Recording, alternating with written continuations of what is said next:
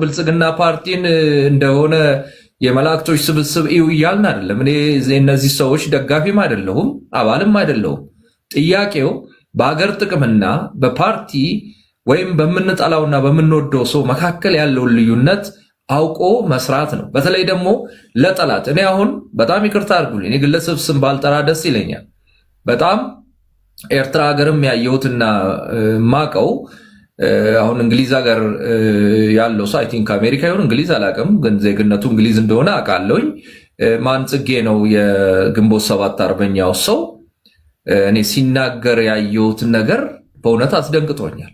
አብይ ሰራዊቱን እያንጋጋ ወደ አሰብ ሲሄድ ፋኖና ሻቢያ ወይ ሌሎች ታጣቂዎች ደግሞ በጓሮ 4 ኪሎ ይገቡለትና ያልቅለታል ብሎ ሲናገር አየሁኝ። አም ሶሪ ቱ ይሄንን መስማት እኔ በጣም ነው ያስደነገጠኝ። አቶ ልደቱን አይታችኋል። ፍጹም እኔ ፖለቲካ አቆማለሁ ኢትዮጵያ የባህር በር ካገኘች አለ። አቶ ጀዋርን አይታችኋል። የጻፈውን ኢትዮጵያን ላይ ያስከበብ ነው ይሄ መንግስት አለ። እንዴ ተከበን የለም ወይ? እኔ እነዚህ ሰዎች ገልብጠው ነው የሚያነቡት፣ ገልብጠው ነው የሚያዩት። እኔ አልገባኝም። አሁን እኮ ከዛ ከላይ ኤርትራ ጅቡቲ ደርሳለች። ጅቡቲ ሶማሌላንድ ዋና ሶማሌ፣ በዛ ኬንያ፣ በዛ ሱዳን፣ በዛ ምናምን ሳውዝ ሱዳን። በየት በኩል የነበረውን ክፍት ቦታ ነው አሁን ዶክተር አብይ መጥቶ ሊያዘጋብን እየተንቀሳቀሰ ያለው? እኔ አልገባኝም። እና እንዲህ ያደርጉ ተራውን ማህበረሰብ ሶሪ ተራ ስል ፖለቲካሊ ማቹርድ ያልሆነውን ሰው በጣም ሚስ ኢንፎርም ያደርጋሉ። ይሄ ነገ ምን አይነት እንደ አጋጣሚ ሆኖ አገር እጃቸው ብትገባ አይበለውና ምን አይነት ይሄ በየሰፈሩ በየቀበሌ የሚዋጋ ዱርዬ የሰው ከብት የሚያርድ የገበሬን ተማሪን ከትምህርት ቤት ጎትቶ የሚገል እንዲህ ያለ ወሬ ሲያወራ መንግስት እጁ ቢወድቅ ምን ሊያረገን ነው ብዬ ለሻቢያ አሁን ልልና እንዳለችው ሽንጣቸውን የሚይዘው የሚከራከሩ ሰዎች እያየን ፊት ለፊት አይዞ ሻቢያ አለን እኛ ከኋላ አብረነን የሚሉ ሻቢያ ሲቀበላቸዋለሁ ነው ጥያቄው። አሁን የግብጽ ያነሳሽው ነገር አለልና እኔ የተረዳሁትን በርግጥ እናንተ በደም ታነሳላችሁ። ግብጽ አሁን ኢትዮጵያ የውሃውን ገድባ ቁልፉን ይዛ አይደለም። ሌላም ጊዜ ቢሆን መቼም ሌላ ሰው ትልክ ይሆናል እንጂ በራሷ ግብጽ ጦር እንትኗን ሰብቃ መጣ ከኢትዮጵያ ጋር ግጭት ውስጥ የምትገባ እብድ ሀገር ናት ብዬ አልገምትም። ሌላ የዓለም ኦርደርም አለ። ዝም ብሎ አይም ዓለምም እኮ ብዙ ነገር ይከታተላል። እንቀጥላለን። ፎሎ አድርጉ ወዳጆች። ፎሎ ያላረጋችሁ እዚህ ላይ ያሉትን ሁሉ ፎሎ አድርጉ። ናለው እኔ መፍትሄ ብዬ የማስቀምጠው ማሰቢያን መጠቀም ነው።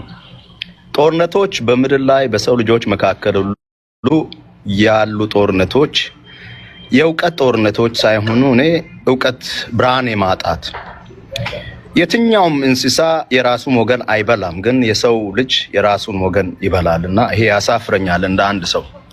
ኤኒ ጦርነት በምድር ላይ አሽያ ይለኩስ ሰውን የሚገድል ከሆነ በቃ እኔ እውቀታውን ነው ኮስችን ማድረገው። የሃርቫርድ ግራጁዌት ይሁን ጤናማ እውቀት ነው ብዬ አልልም። ወደ ኢትዮጵያ ስንመጣ እኔ አብይና የሱ ኩባንያ ቁጥር አንድ ጸረ ሰላም፣ ጸረ ሰው፣ ጸረ ሀገር እንደሆኑ ነው የሚበይነው። በኢምፔሪካል ኤቪደንስ ነው የማቀርበው።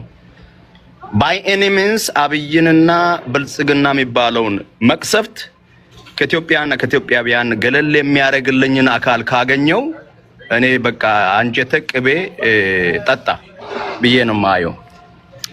ያንተ ኮንሰርን ይገባኛል። በነገራችን ላይ አንድ ነገር ይደረግ፣ አንድ ጥንቃቄ ይደረግ። ብልጽግና ታሪኩ የደርግ ነው ሆኖ የሚጠናቀቀው። ይህንን ታሪክ ለኦሮሞ ኔሽን ለማስረከብ የሚሰሩ ኦሮሞዎች ነገ የሚገቡበት ይጠፋባቸዋል ብዬ ነው የማስበው። ጥንቃቄ ይደረግ። ብልጽግና ስራው ይቀጥል፣ የሚችለውን ያድርግ። ነገር ግን ከኦሮሞ ኔሽን ጋራ ለማጣበቅ የሚሯሯጡ ኦሮሞዎች ነገ መግቢያ ያጣሉ ብዬ ነው ኢቫሉዌት የማደርገው። አንድ እሱ ነው። ሁለተኛ ሶሉሽንን በተመለከተ የኔም ከጀዋር የተለየ እይታ የለኝም። ከልደቱ የተለየ እይታ የለኝም። የአብይ አካሄድ የባህር በር ይሁን የወደብ አክሰስ ኢትዮጵያ እንዳታገኝ የሚያደርግ አካሄድ ነው ብዬ ነው የማየው። ይዋጋሉም አልልም። መዋጋትም ካለባቸው ከወሰኑ አብይ ለበርጩማው ብቻ ብሎ ይዋጋል ብዬ ነው የማየው። አሁን ውስጡን ይሄ ውስጥ የሚታመሰው ነገር ጊዜ እየገዛ ዜጎች እየተፈጁ አሁን ታጣቂዎችን መደገፊያ አይደለም። ከአብይ የከፉ ናቸው። እንትናቸውን አልገዛም፣ ፖለቲካቸውን አልገዛም። ምናልባት ዩኒቨርስ እኔ አሁን ለአንተ ጥያቄ የማቀርበው እኔ አሁን አይ ቲንክ ያው ነገሮችን ትረዳለህ ብዬ አውቃለሁኝ። ግን እኔ አሁን ኦሮሚያ ውስጥ ያለውንም ታጣቂ እንደ አማራ ክልልም ያለውን ታጣቂ የህወሓትንም እንቅስቃሴ በጣም በቅርብ ከሚያውቁ ሰዎች አንዱ ነኝ። በጣም በቅርብ እንዴት ተነሱ፣ ማን የት ቀረ። ለምሳሌ ነገሮችን ግልጽ ለማድረግ መሮ ወይም ኩምሳ ድሪባ ወዳጄ ነው፣ አብረን ትግል ላይ ነበርን። አንድ ቲም ውስጥ ሆነን አንድ ቦታ አንድ ስፍራ ውለን አድረናል። አንዳንድ ጊዜ እዛ ምንኖርበት ቦታ ኤርትራ ሳለን የቲሙ መሪ ነበርኩ። ምን ባህሪ እንዳለው ማን ምን እንደሆነ አውቃለሁ። ክፉ ነው ደግ ነው የሚለውን እንተውና ጀነራል እንትኑ እንድትወስድ ነው። ያው ስለነሱ እያወራን ስላልሆነ ማለት ነው። አሁን ያለውን የኢትዮጵያ መንግስት ኦርደር ኤጂ ስማቸው አጀንዳችን እኮ አይደለም ዛሬ እሱ ያነሳው ጉዳይ አይደል? ቤጂ ኦርደር ያ ዛስ ዋይ እኔ ኦርደር if there is a point of order a point of order ኦርደሩ ምንድነው? እኛ እዚህ የህፃናት ጨዋታ ልንጫወት አልመጣንም። ቤትን አስከበር አለቀ። ኦኬ ቴንክ ዩ። ስለዚህ አንተ ዶክተር አብይን ልትወድ ልትጠላ ትችላለህ። እሱ ላይ ኮመንት ድሮም አንስተሃል እንደምታነሳም አውቃለሁ። አሁን ስለ ዶክተር አብይ አይደለም እያወራን ያለ ነው፣ ወይም ስለ ብልጽግና ፓርቲ አይደለም እያወራን ያለ ነው። እኛ ስለ ኢትዮጵያ መንግስት እና የኢትዮጵያ ህዝብና መንግስት ስለሚያገኙት የባህር በር ነው። የባህር በር ማለት ከዶክተር አብይ በኋላም ከዛ በኋላም ለምሳሌ እኔ አሁን ይሄ የስልጣን ቦታ ወይም በርጩማ ያልከውንም ነገር 101% አልቀበልም።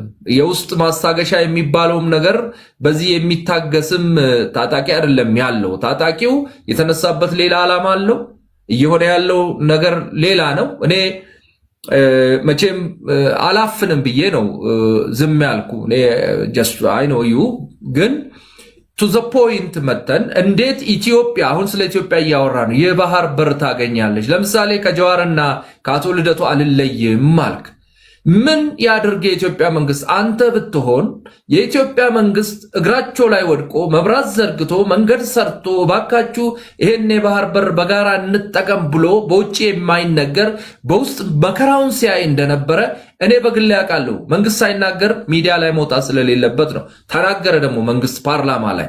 ማንም ይሄን ዲና ያላረገም፣ ከኤርትራ አንድ ሰው ዲና ያላረገም። እነሱ እንዴት የኢትዮጵያን ወይም የባህር በሩን እንደወሰዱ በክንዳችን በቃልሲ በልጆቻችን ደም በምናምን አባቶቻችንን ማርከን ብሎ ስላሉ በተአምር በእንዲህ ያለ የተወሰደን ነገር በኮንትራት ይሁን በሆነ ነገር ለኢትዮጵያ የመስጠት ያው እንደው ጠየቁ እንጂ የኢትዮጵያ መንግስት ባለስልጣናት ፍላጎቱም የላቸውም፣ አያደርጉም።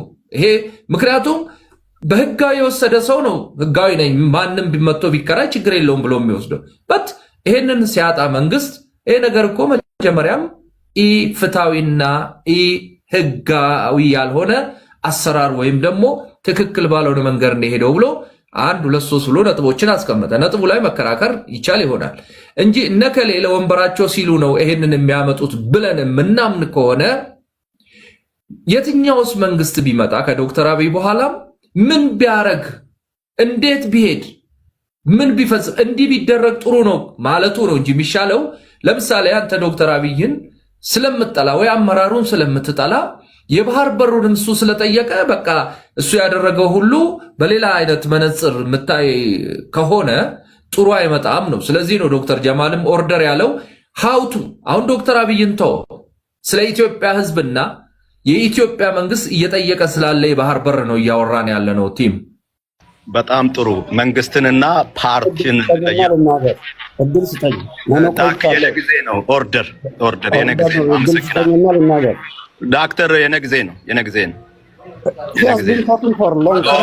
ዳክተር ስርዓት ኑረን የኔ ጊዜ ነው። አጭር አደርጋለሁ።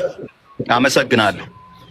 ምን ያርግ ብልጽግና ኮንስቲቲዩሽንን ይዞ ፍርድ ቤት ቀርቦ በህግ ይጠየቅ።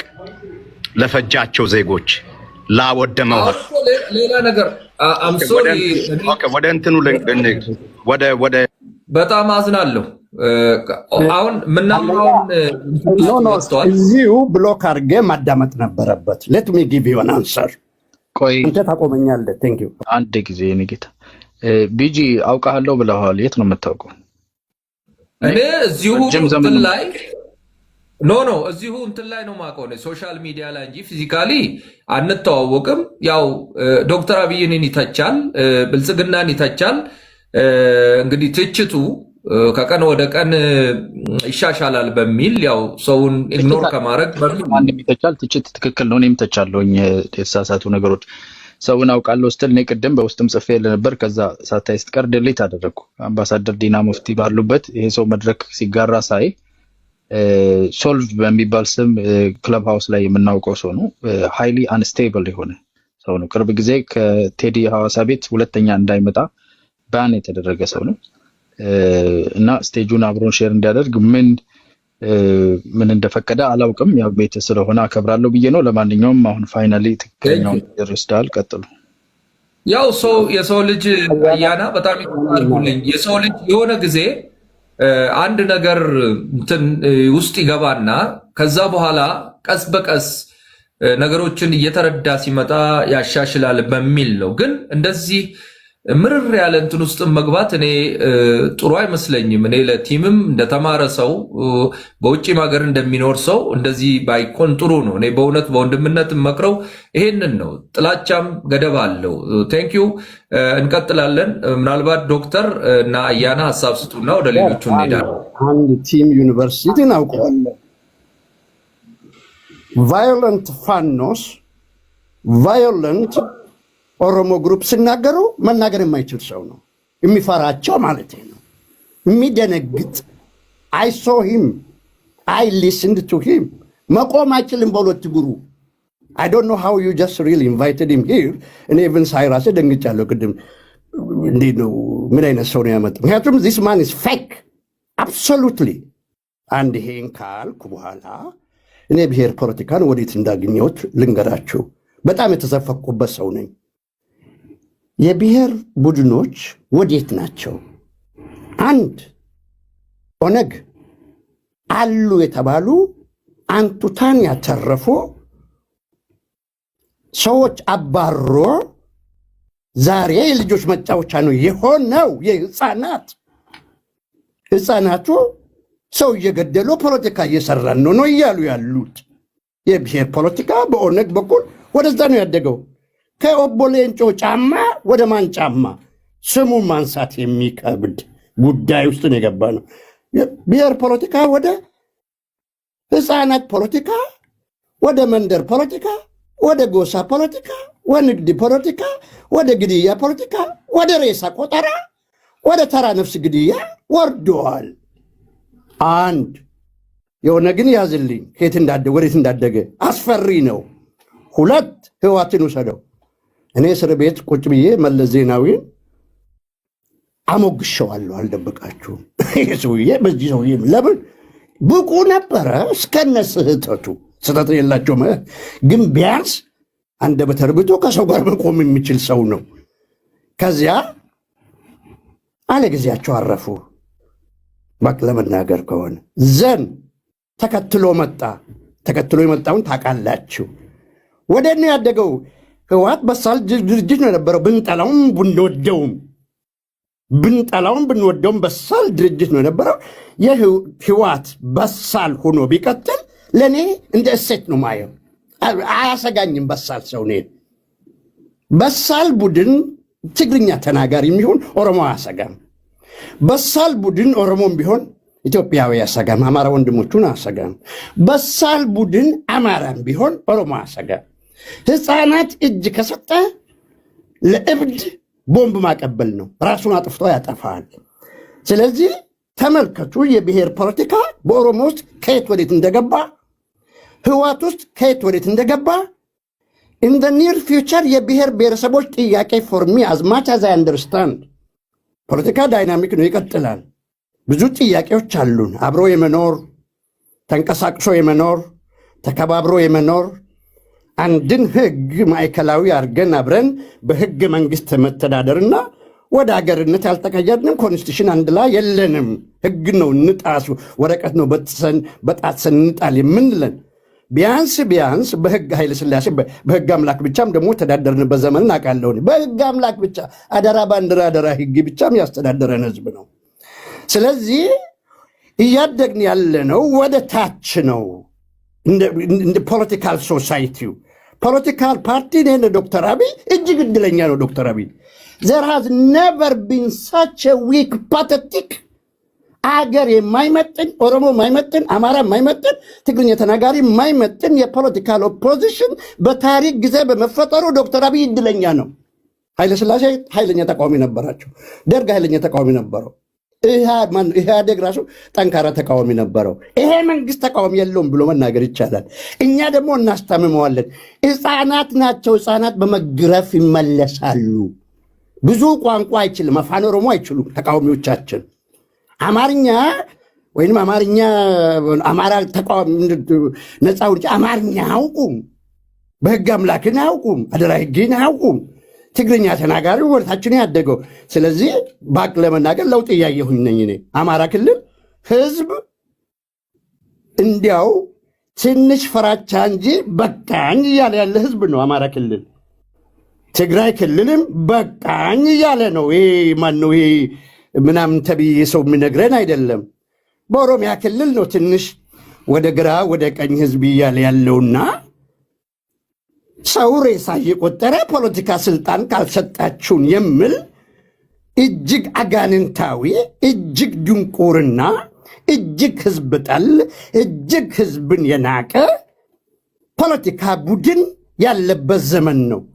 ይህ አይነት ፖለቲካ ካልተሸነፈ እንዲህ አይነት ቡድን ካልተሸነፈ በሌላ ጊዜ ፕሬሲደንት ይሆናል።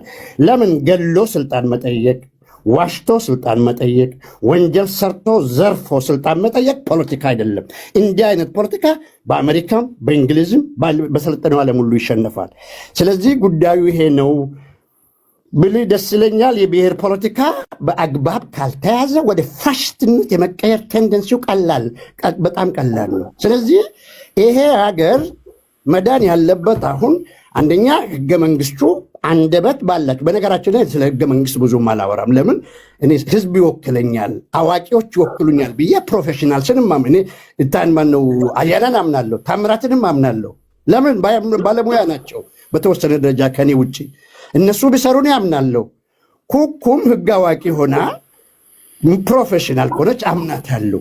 ይሄ ራሱንም የማያምን ሰው የማያምን ቡድን ባለበት ጎሳና መንደር ህፃናት ሰብስቦ አገር በሚያዋክብበት ሁኔታ እንዲህ አይነት ፍሪደሞች ቤትም ሀገር አይሰጡም። ለምን ጊቭ a man a long rope he hangs himself and many of them are hanging themselves. Thank you very much. Thank you ዶክተር። ዋናው አይ ቲንክ ያንተንም ጥያቄ ወደ ፎከሳችን ወደ መጀመሪያው እንድንሄድ ነው። በእርግጥ ያነሳውም ነገር እንዲህ ያለ ነገር ካልተወገደ ከውጭ ያለውን ሁኔታ ለመከላከል የሚሆን ለመጋፈጥ አስቸጋሪ ነው የሚል እንድምታ እንዳለው ስለተረዳሁ ነው ዝም ያልኩት። ቴንክ ዩ አመሰግናለሁኝ። ሼር አድርጎ ወዳጆች አይ ዶንት ኖ እንግዲህ እርግጠኛ አይደለሁም። ሐሳብ እየሰጣችሁ አሁን ማንኛችሁም ገብታችሁ ሐሳብ መስጠት ትችላላችሁ። መፍትሄ ምን ይሁን? እንዴት እናድርግ? ወዳጆች ምን ይደረግ? የሀገራችንን ሁሉ ነገሯን ለማስከበር መንግስቱን እንወደደው እንጥላ፣ በተለይ የውሃው ነገር እጅግ ኢምፖርታንት እና ከበርካታ ጎረቤቶቻችን ጋር እያጋጨን ያለ ነገር ነው። በሀብታችን ማለት ነው። በእርግጥ አባይ ብቻ አይደለም። ሸበሌ ወደ ሶማሊያ ወደ ጅቡቲም የሚፈሳለ፣ ወደ ኬንያም የሚፈሱ ወንዞች አሉ።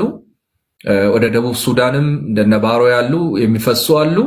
የግብፅ ከዛ ተያይዞ ወደ ግብፅ ይሄዳል። ምናልባት ወደ ኤርትራ ብቻ ነው ከጎረቤት አገር ውሃ የማይፈሰው። ይሄም ችግር አለ። ቀይ ባህሩም ችግር እንዲሁ እንደተጠበቀ ነው።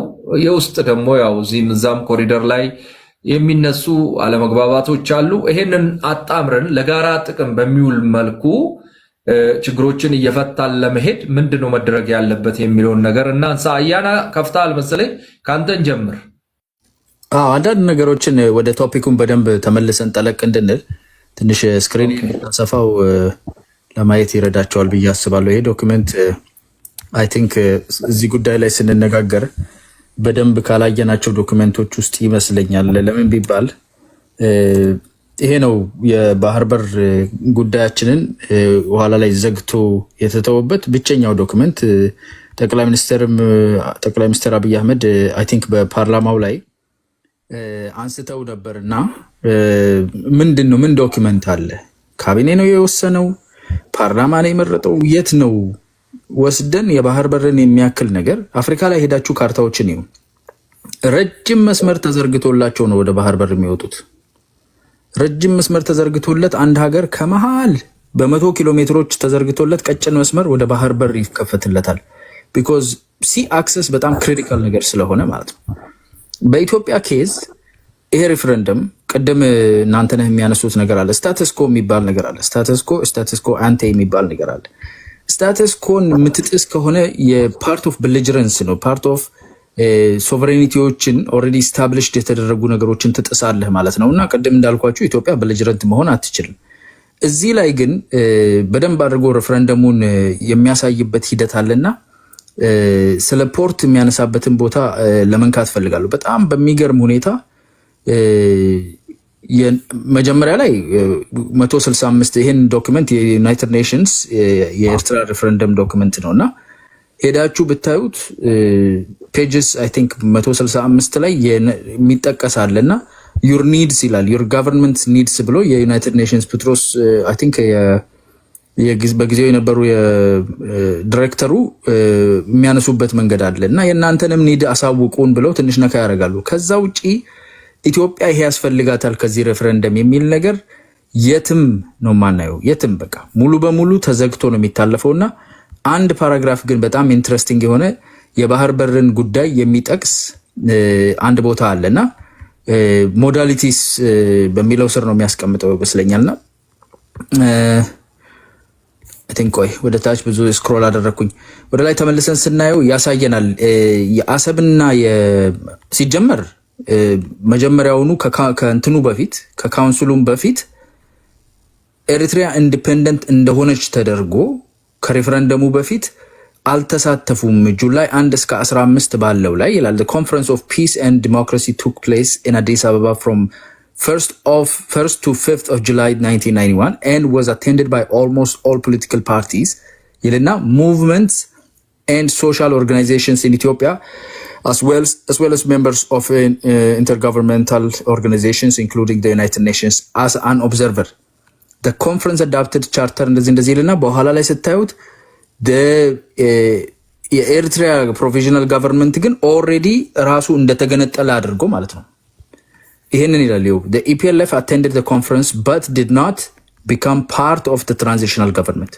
የትራንዚሽናል ገቨርንመንቱ አልሆነም ማለት የኢትዮጵያ አካል አለመሆን ኦልሬዲ ተወስኗል ማለት ነው። ኦልሬዲ ሬፈረንደም ተደርጓል። ሶ ሬፈረንደሙ ኖሚናል ነው ማለት ነው። ከዛ እዚሁ ፓራግራፍ ላይ ወደታች ወርደን ስናይ the conference also reached agreement on modalities of ይላል modalities for relations between the transitional government of Ethiopia and the provisional government of Eritrea for the interim period ይልና ይሄውና ፓራግራፉ in the connection of two sides ይላል አሰብን መጸዋ ነው decided to form committees on security, immigration and economic matters to advance their mutual interest and ምንድን ነው የሚለው? አክሰስ ነው የሚለው። አክሰስ ኢትዮጵያ እንዴት አክሰስ ታደርግ ምጽዋና ምናምን የሚለውን ኦልሬዲ ሰጥቷል ማለት ነው። አንደኛ ኦልሬዲ ሬፈረንደሙ ሳይደረግ ኤርትራን ኢንዲፔንደንት አድርጎ የራሱ ገቨርንመንት አድርጎ በኮንፈረንሱ ጊዜ ራሱ እንዳይሳተፍ አድርጎ ትቶታል። ሶ ጫካ የተፈረመ ውል ነው ማለት ነው።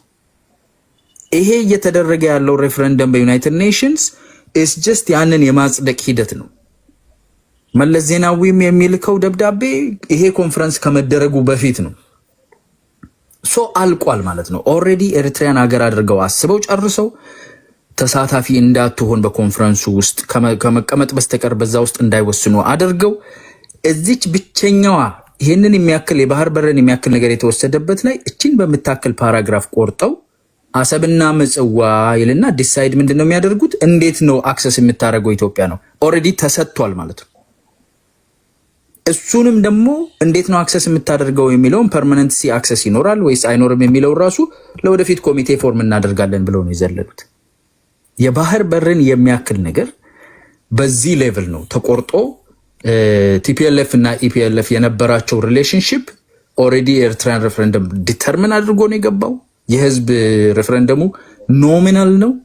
ከዛ በዘለለ የባህር በርን የሚያክልን ነገር ኮምፕሊትሊ ዲሳይድድ ሆኖ በመለስና በኢሳያስ መካከል እንዴት ኢትዮጵያ አክሰስ ታደርግ የሚለውንም ደግሞ በኋላ ሌላ ጊዜ ኮሚቴ እንሰራበታለን ተብሎ ነው የተጣለው። ይሄ ነው እንግዲህ ኢትዮጵያን ከባህር በር ይቆረጣት። ምንም ሌላ ውሳኔ የለም። 165 ላይ ፎር ዳ ማተር ከመዝጋቴ በፊት ስክሪኔን let me take you to 165 በጣም ነው የሚገርማቸው። ይሄን ዶክመንት 10 ይሆናል ያነበብኩት። 165 ላይ ሄደን ስናይ ደብዳቤዎቻቸው ተጽፈው ተሰንደዋል። እዚህ ላይ አቶ መለስ ዜናዊ ለጻፉት ደብዳቤ መልሰው ዶክመንት ሲመልሱላቸው ማለት ነው ዩናይትድ ኔሽንሱ ፕሬዚደንት መልሰው ሲጽፉላቸው የእናንተን ኒድ አሳውቁን ይሏቸዋል። እናንተ ምንድነው የምትፈልጉት? የኢትዮጵያ ኒድ ላይ የእርሶና የጋቨርንመንቶ ኒድ ላይ ነው የሚመሰረተው ብለው ያስቀምጣሉ።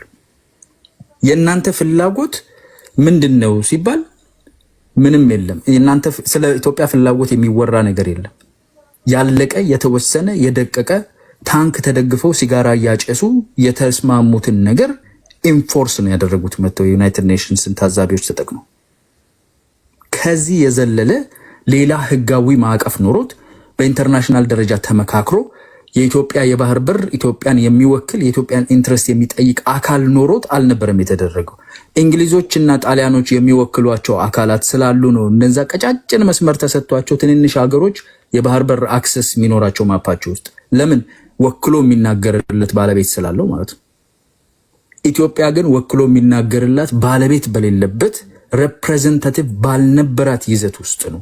ኦልሬዲ ሜድ አፕ የሆነ ያለቀ ሬፈረንደም ያለቀ ውሳኔ ካንጋሩ ሬፈረንደም ተደርጎ ኦልሬዲ የተወሰነ መሆኑን ኤግዘምፕሊፋይ የሚያደርጉ ዶክመንቶች ውስጥ ይታያሉ። ከተሳትፎ ከኦልሬዲ ዲሲሽኑ ማፕ ሜኪንጉ ኤቭሪቲንግ ዋዝ ዴሊኔትድ ኤንድ ሶልድ በሁለቱ አማጺ ግሩፖች መካከልና ይሄንን የኢትዮጵያ ህዝብ በቃ ወስነዋል። ሁለት አማጺያን ወስነዋል፣ የቲፒኤልኤፍ እና ኢፒኤልኤፍ ዋጥ ለዘላለም ተወስኖብሃል ብሎ ፍርድ የሚፈጸምበት ምንም አይነት ፍትሃዊ ህግ የለም የሚለው ነው። ምን እናድርግ ታዲያ? ተነስተን ሄደን እንውረር? በፍጹም። ለምን? ስታተስ ኮ በህገ ወጥ መንገድም ቢሆን ሴት የተደረገው ስታተስ ኮ ሴት።